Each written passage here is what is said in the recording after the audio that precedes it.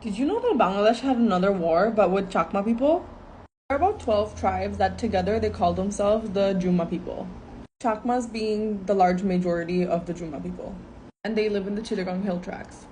They used to claim their own state called Jumaland. In my previous video, I talked about their interactions with the Mughals and the British. So at first, the land belonged to Pakistan after the British left. Initially under Pakistan rule, it was called the excluded area, so it was left untouched and they had an autonomy. But the Pakistani army overthrew the government and called it the tribal area. They amended the constitution to let non-tribal people also enter the area. They do a certain type of cultivation called jhum cultivation where they burn the land and let the ash fertilize the land. This was all interrupted by settlers. During this time, they built the Kaptai Dam there. That flooded most of their farmland and displaced thousands. 40% of farmable land in Chittagong just got flooded. And this displaced 100,000 people.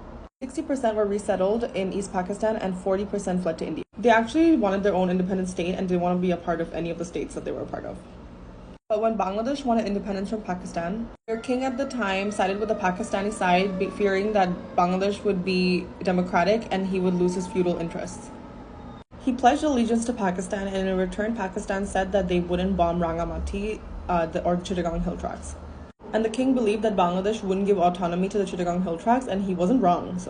So they became enemies with Awami League because they rejected Sheikh Mujibur Rahman's offer, and their autonomy over their land was refused.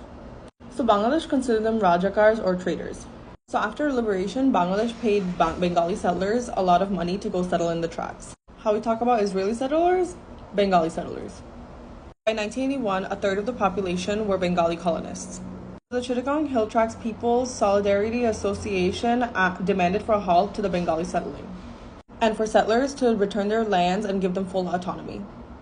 The Chittagong Hill Tracts People's Solidarity Association created their own military called the Shanti Bahini or Peace Forces.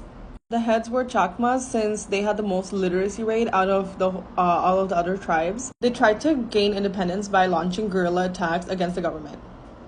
In 1974, the Garo people, another indigenous group, were stripped of their land and more Bengali colonists took over.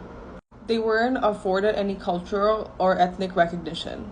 And it's funny, this article says that even though Bangladesh used their ethnic and cultural base to get independence from Pakistan, they denied the indigenous people the same right.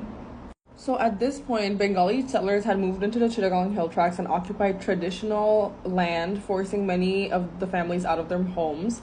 The government denied the tribal people's constitutional recognition of their identity and right to self-determination because they're just saying they're Bengalis, but they're literally not Bengalis. Ethnic, like they could be Bangladeshis, but they're literally not Bengali. The government's Bengali settlement campaigns in the 1970s and 80s led to grievances about economic development because they could have farmed, but that was interrupted. And the conflict was also fueled by grievances about national identity and respect for indigenous traditions because of Bangladeshi nationalism. So a war started.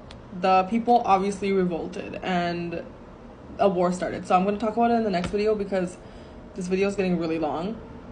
But it's insane. Like the war, oh my god, it's actually insane.